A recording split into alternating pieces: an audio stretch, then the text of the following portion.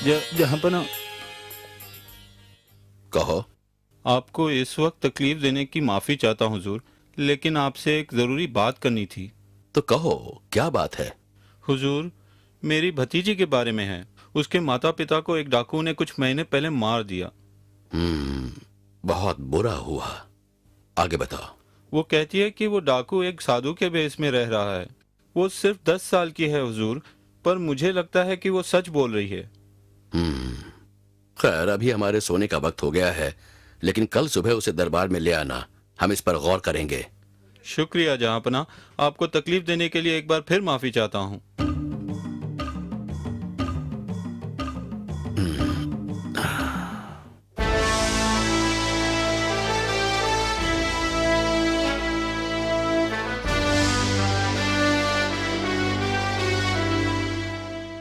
बीरबल, सुखदेव सिंह जी, कल रात हमारे एक भरोसेमंद और वफादार सिपाही ने हमें अपनी एक समस्या बताई।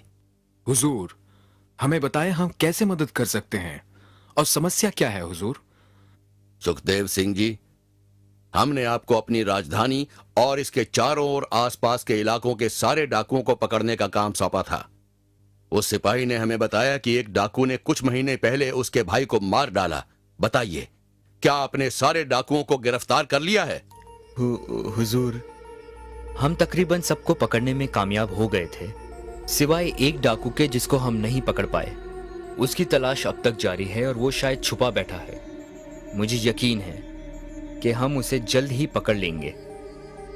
वैसे भी पिछले 3 महीने में ऐसी कोई वारदात नहीं हुई है। आपका मतलब है कि एक डाकू अब भी आजाद है? लेकिन हुजूर, आप समस्या बताइए, शायद हम मदद कर सकें। उस सिपाही ने हमें बताया कि उसकी भतीजी ने उस डाकू को पहचान लिया है, मगर वो एक अंधे साधु के भेष में रह रहा है। हम एक छोटी सी बच्ची का यकीन भला कैसे करें? और फिर काफी लोग उस साधु की शक्ति में विश्वास करते हैं। हुजूर, कोई भी जादूगर अपने माया जाल से गरीब भोले भाले लोगों को अपने चमत्कारों से लुभाता है। थोड़ी सी जानकारी मिलने पर हम सच्चाई का पता लगा सकते हैं। क्यों ना हम उस सिपाही और उसके भतीजी को मिलकर उनकी कहानी सुने? हाँ, हम भी यही सोच रहे थे। सिपाही, दिलावर सिंह और उसकी भतीजी को दरबार में पेश किया जाए।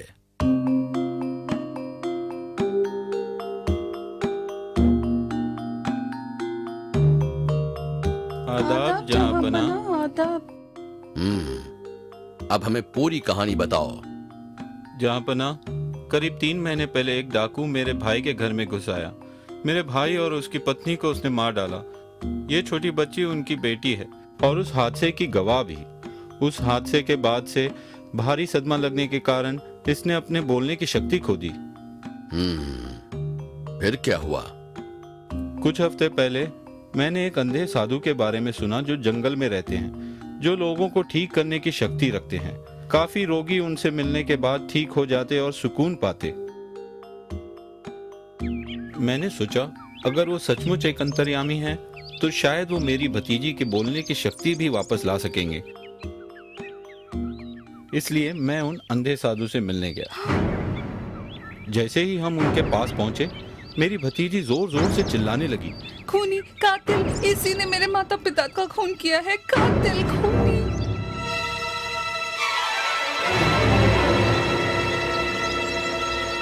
ये लड़की क्या बोल रही है? इसे चुप कराओ। ये तो चमत्कार हो गया। अपने माँ बाप के मरने के बाद तो इसने महीनों तक एक शब्द भी नहीं कहा। साधु महाराज की कृपा से इसकी आवाज वापस आ गई है। नहीं नहीं, ये कातिल है। मैं ये चेहरा कभी नहीं भूल सकती। ये कोई साधु नहीं है, ये खूनी है। तुम इसका मुंह बंद करवाओ। ये हमारे साधु महाराज की बेइज्जती कर रही है, जिसने इसकी आवाज इसे लौटाई है। नहीं नहीं, रहने दीजिए। ये एक छोटी बच्ची है, काफी सदमे में है। तुम्हें साधु महाराज के बारे में ऐसी बातें नहीं करनी चाहिए। उन्होंने तुम्हारी आवाज वापस लौटाई है। ये साधु नहीं, खूनी है। तुम इसे यहाँ से ले जाओ, वरना मैं इसकी बोलने की शक्ति इससे वापस ले लूंगा। इसे माफ कर दीजिए साधु महाराज, ये नहीं जानती है क्या बोल रही है। चलो यहाँ से, इससे पहले कि तुम अपनी आवाज फिर से खो दो।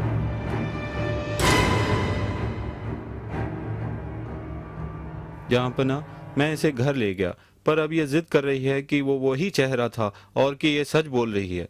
मुझे भी यकीन हो गया है हुजूर, पर हमारे पास कोई सबूत ही नहीं। लेकिन ये कैसे साबित होगा कि ये अंधा साधु एक ढोंगी है? हुजूर, हम पता लगा सकते हैं कि ये आदमी सही में एक साधु है या फिर एक ढोंगी। क्या मैं आपसे एक बात कर सकता हूं?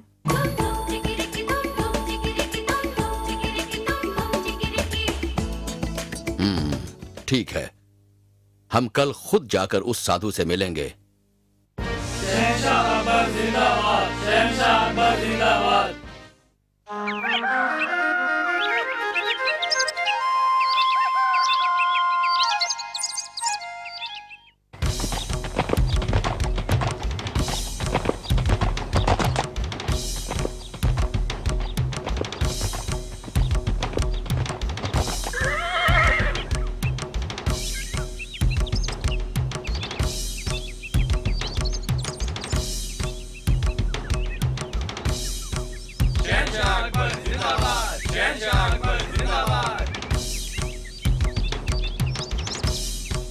प्रणाम साधु महाराज।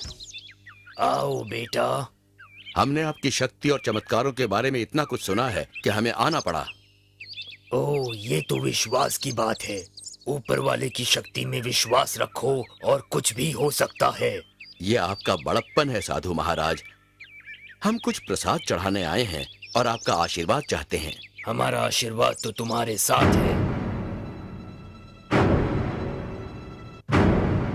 ओ, तो यही है वो बेईमान खूनी। मैं अभी उसका सर काट दूंगा। कातिल, दरिंदा कहीं का डाकू।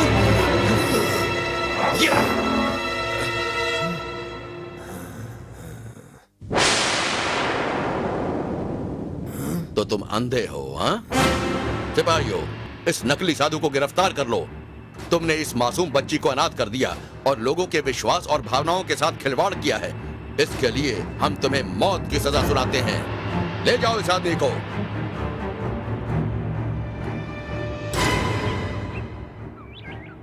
तुमने निडर होकर बहादुरी से सच्चाई का साथ दिया है मेरे बच्चे। इसके लिए तुम्हें इनाम दिया जाएगा। शुक्रिया जहांपना। शुक्रिया जहांपना। शुक्रिया अदा करो बीरबल का। उसी के कारण इस ढोंगी साधु की असलियत सामने आई। ओ, ये आसान था हुजूर। कोई भी स्वाभाविक रूप से खतरे में अपनी सुरक्षा अवश्य करेगा, अगर वो सच में अंधा नहीं हो तो। इसलिए पकड़ा गया। शुक्रिया राजा बीरबल।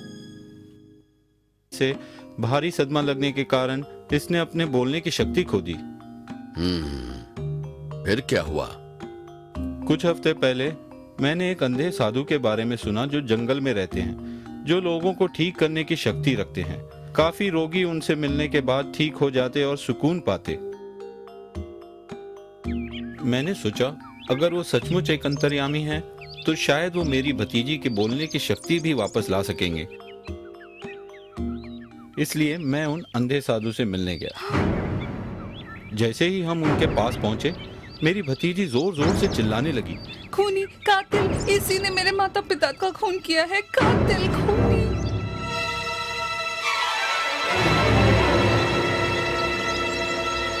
ये लड़की क्या बोल रही है? इसे चुप कराओ।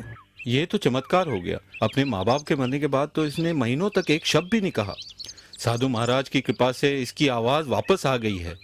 नहीं नहीं, ये एक कातिल है। मैं ये चेहरा कभी नहीं भूल सकती। ये कोई साधु नहीं है, ये खूनी है।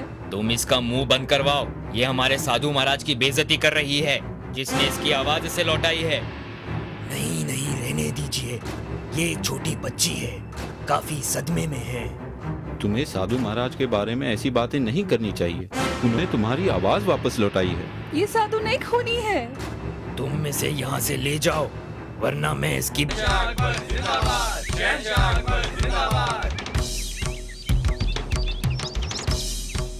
प्रणाम साधु महाराज। आओ बेटा। हमने आपकी शक्ति और चमत्कारों के बारे में इतना कुछ सुना है कि हमें आना पड़ा। ओह, ये तो विश्वास की बात है। ऊपर वाले की शक्ति में विश्वास रखो और कुछ भी हो सकता है। ये आपका बड़प्पन है साधु महाराज। हम कुछ प्रसाद चढ़ाने आए हैं और आपका आशीर्वाद चाहते हैं। हमारा आशीर्वाद तो तुम्हारे साथ है। ओ, तो यही है वो बेईमान खूनी। मैं अभी उसका सर काट दूंगा। कातिल, दरिंदा कहीं का डाकू।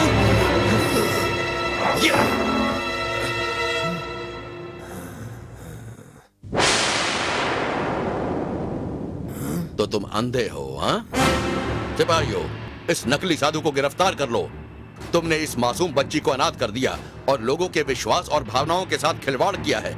इसके लिए हम तुम्हें मौत की सजा सुनाते हैं। ले जाओ इस आदमी को।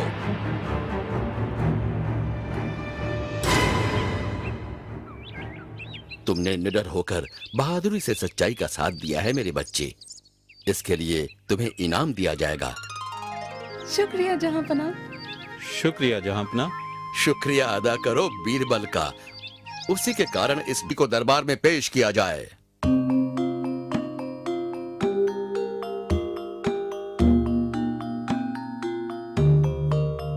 आदाब जहांपना। आदाब। अब हमें पूरी कहानी बताओ।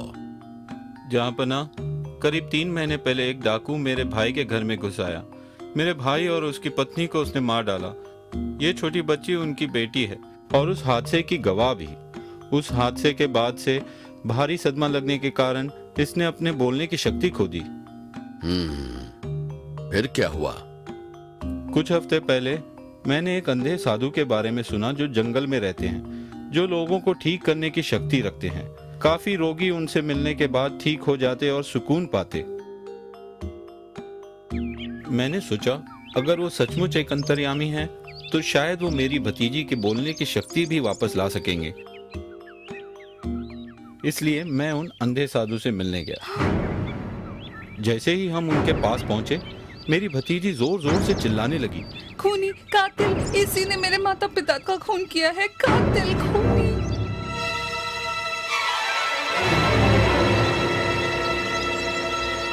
ये लड़की क्या बोल रही है? इसे चुप कराओ। ये तो चमत्कार हो गया। अपने माँ बाप के मरने के बाद तो इसने महीनों तक एक शब्द भी नहीं कहा। साधु महाराज की कृपा से इसकी आवाज वापस आ गई है।